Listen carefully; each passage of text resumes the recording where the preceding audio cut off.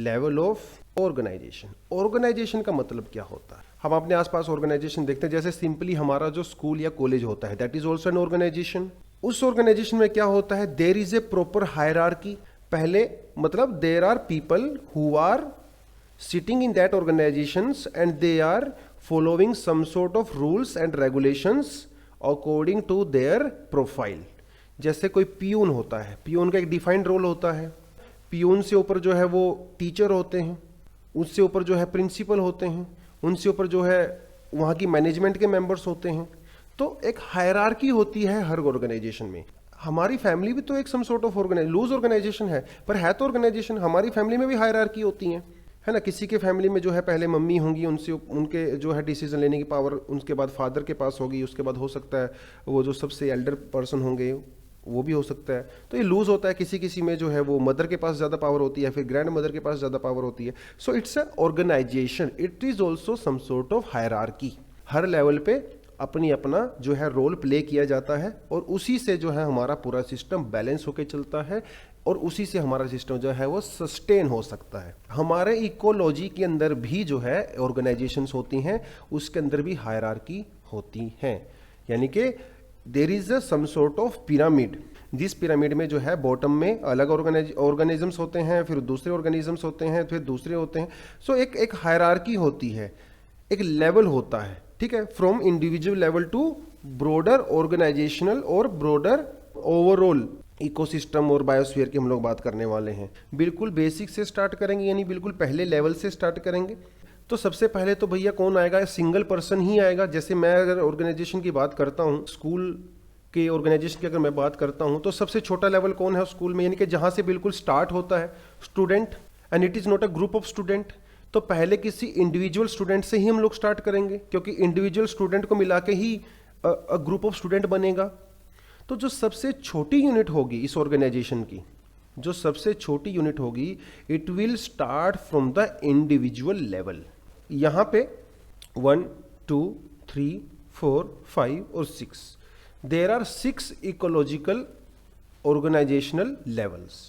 Simple भी कई बार exam में इस तरह से पूछ लेता है, ठीक है, how many organizational levels are there in an ecology, और इकोसिस्टम भी कह सकते हो आप। इसमें हम लोग जो सिंगल सेलुलर ऑर्गेनिजम्स के बारे में बात नहीं करेंगे। सिंगल सेलुलर यानी कोई बैक्टीरिया वगैरह से हम लोग स्टार्ट नहीं करेंगे। हम लोग स्टार्ट करेंगे मल्टी सेलुलर ऑर्गेनिज्म से। जैसे हम लोग में मल्टी सेलुलर ऑर्गेनिज्म है, जो डॉग्स हैं, कैट्स हैं, अपने आसपास जो भी आप देखते हो, they all are multi cellular organisms.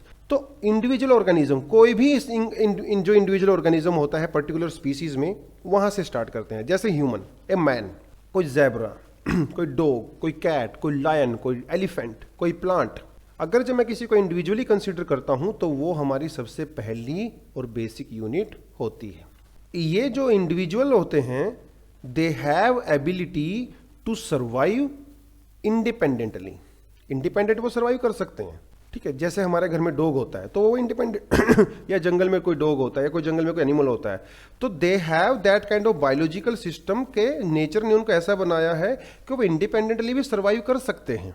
All individual living जो बीइंग्स होते हैं, they have ability to act और फंक्शन इंडिपेंडेंटली। एक से हमारी यूनिट स्टार्ट होती है, लेकिन हर जगह एक तो नहीं चलेगा, ग्रुपिंग तो जरूरी है। तो जो ग्रुपिंग होती है ना, उसको बोलते हैं पॉपुलेशन। पर्टिकुलर स्पीसीज के जो इंडिविजुअल्स होते हैं, जब वो ग्रुप बनाते हैं, जो इकट्ठे होते हैं, दैट इज कॉल्ड पॉपुलेशन। जैसे मैं अभी यहाँ पे अकेला बैठूं, मैं तो इंडिविजुअल हूं, लेकिन मेरी सिटी में there are hundreds and thousand of human beings. तो जब इतने सारे इंडिविजुअल मिलके एक जगह पे रहते हैं तो उसको बोलते हैं population. Population of dogs in my city, population of humans in my country. तो जब इंडिविजुअल्स भैया सेम, लेकिन ध्यान रखना यहाँ पे स्पीसीज जो है वो सेम होना चाहिए, उसको ही हम लोग पॉपुलेशन बोलते हैं। जैसे पॉपुलेशन ऑफ डॉग्स, इसमें मैं सिर्फ डॉग्स को कंसिडर करूंगा। तो ये इंडिविजुअल स्पीसीज होते हैं जिनकी ग्रुपिंग बनाने के बाद हम लोग पॉपुलेशन के बारे में बात करते हैं। Population of tigers, population of elephants, population of humans, population of dogs. तो when individuals come together of a particular species, they make population। तो पॉपुलेशन के अंदर जो इंडिविजुअल्स होते हैं वो सोर्सेज के लिए जो है वो एक दूसरे के साथ कंपटीशन करते हैं। जैसे पॉपुलेशन ऑफ लायन, सपोज एक 5 लायंस का एक ग्रुप है, एक पॉपुलेशन है किसी पर्टिकुलर एरिया में जो है 5 लायन है, but they have common food habits. अगर उनको डियर का शिकार करना है तो definitely all these individuals they are going to compete with each other for the common sources of the food in order to survive. तो किसी पॉपुलेशन के अंदर जो इंडिविजुअल्स होते हैं ना, वो कॉमन सोर्स के लिए ही फाइट करते हैं, क्योंकि वो सेम खाना खाते हैं, उनकी हैबिट्स जो है वो सेम होती हैं। पॉपुलेशन के अंदर जो है वो सोर्सेज के लिए तो लड़ते ही लड़ते हैं, साथ साथ वो इंटर ब्रीडिंग भी करते हैं। वही सपोज देयर वर 5 लायंस, एक ग्रुप है, तो डेफिनेटली वो एक दूसरे के साथ कंपीट तो करेंगे ही सोर्सेज के लिए, apart from that inter breeding भी करेंगे, so that they can reproduce themselves, है ना। इंटर ब्रीडिंग भी करेंगे, इंटरकोर्स करेंगे, दूसरे बच्चे पैदा करेंगे, राइट। तो पॉपुलेशन के अंदर इंटर ब्रीडिंग भी होगी और पॉपुलेशन के अंदर जो है वो कंपटीशन भी होता है फॉर द सेम सोर्स। तो पॉपुलेशन का मतलब होता है सेम स्पीसीज। तो ये जो अलग अलग पॉपुलेशन होती है ना, वो एक दूसरे के बीच में इंटरब्रीडिंग नहीं कर सकते हैं, नो, एक दूसरे के बीच में इंटरब्रीडिंग नहीं कर सकते हैं, आपस में इंटरब्रीडिंग कर सकते हैं। जैसे dogs and cats, number of dogs, number of cats, number of population of dogs, population of cats. तो they can not interbreed amongst each other, है ना। डॉग्स और कैट्स इंटरब्रीड नहीं कर सकते हैं, तो ऑफस्प्रिंग नहीं होगा। एक तो वो कंपटीशन कर रहे हैं सोर्सेज के लिए, दूसरा वो इंटरब्रीडिंग भी कर रहे हैं। जैसे अब यहाँ पे देख सकते हो, ये सारे के सारे जो हैं, जो विल्डर बीस्ट हैं, वो एक साथ आ गए हैं, तो दे मेक अ पॉपुलेशन। ये जो है डियर्स हैं, they make a population because same species है। Zebra, they also make population. Dogs, they also make population. Cats, they also make population. Humans, they also make population. तो species same होना चाहिए और एक से ज्यादा होना चाहिए, क्योंकि एक होगा तो इंडिविजुअल होगा। 2, 3, 4, 5, 200, 2 लाख, 4 लाख जो है, जब एक साथ आते हैं तो they make a population. Now that we have talked about the population, we are going to move forward for the community. Population में अलग अलग जो इंडिविजुअल्स होते हैं वो ग्रुपिंग करते हैं। कम्युनिटी में जो अलग अलग पॉपुलेशन होती हैं वो ग्रुपिंग करती हैं। जैसे मैं अपने घर में बैठा हूँ इंडिविजुअल, लेकिन जो दूसरे ह्यूमन बींग्स हैं मेरे सिटी में, they will make a population.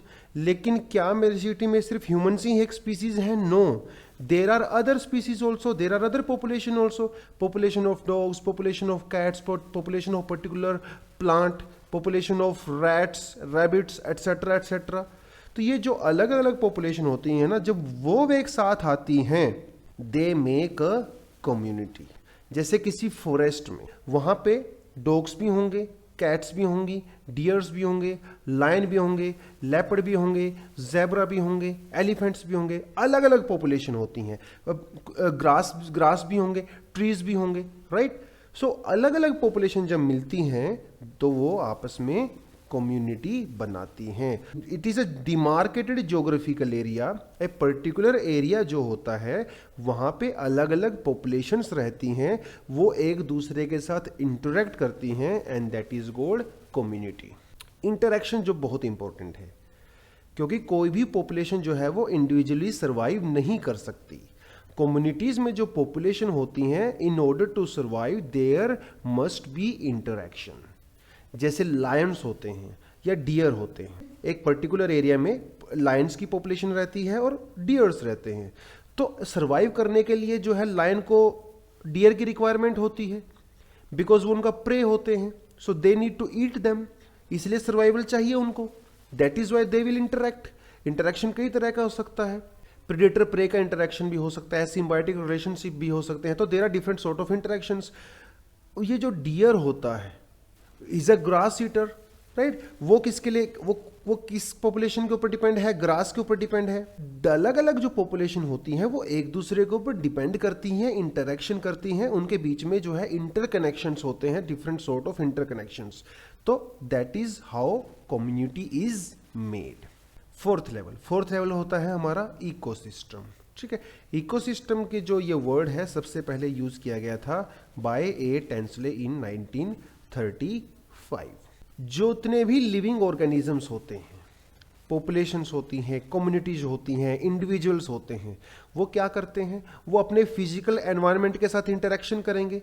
Suppose take an example of me, तो continuously I need to interact with my physical environment. मैं temperature, carbon dioxide, air, soil, heat etcetera etcetera. तो ये जो relationship होता है ना, इस रिलेशनशिप को ही हम लोग जो है इकोसिस्टम बोलते हैं। तो ecosystem is an ecological system in which living things interact with the non-living things or living components interact with the physical component.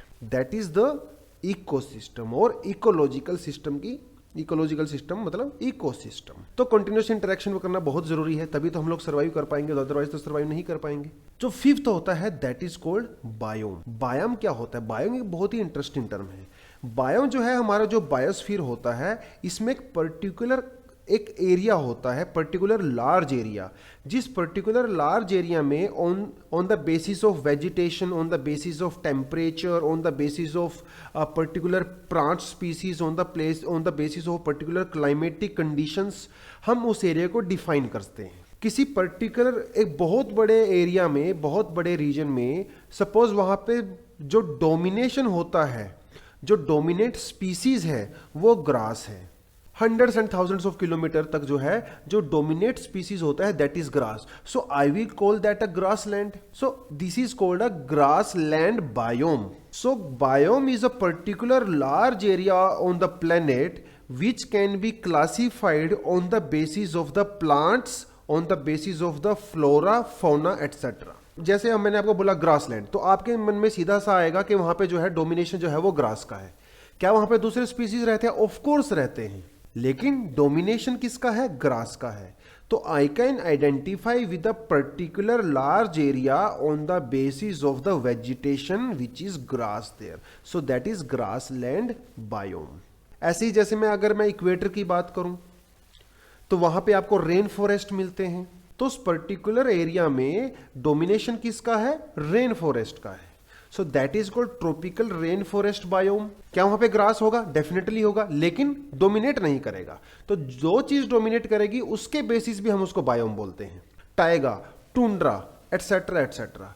तो अलग अलग तरह के बायोम्स होते हैं। हालांकि बायोम को हम जो है जब हम क्लाइमेटिक रीजन्स पढ़ेंगे तो वर्ल्ड में जितने भी क्लाइमेटिक जो हमारे बायोम्स हैं उनके बारे में हम लोग डिटेल में डिस्कशन करेंगे। It will take lot of time. तो बायोम को जो है आप पर्टिकुलर वहाँ की वेजिटेशन के बेसिस पे, वहाँ की फ्लोरा और फौना के बेसिस पे, वहाँ की क्लाइमेटिक कंडीशंस के बेसिस पे डिफाइन कर सकते हो। So that is the fifth organization level in ecology. Third जो होता है that is biosphere. Bio means life, और स्फीयर तो आपको मतलब पता ही है, like area which is occupied by something. तो life, so biosphere means that particular area on earth or that particular part of the earth where life does exist।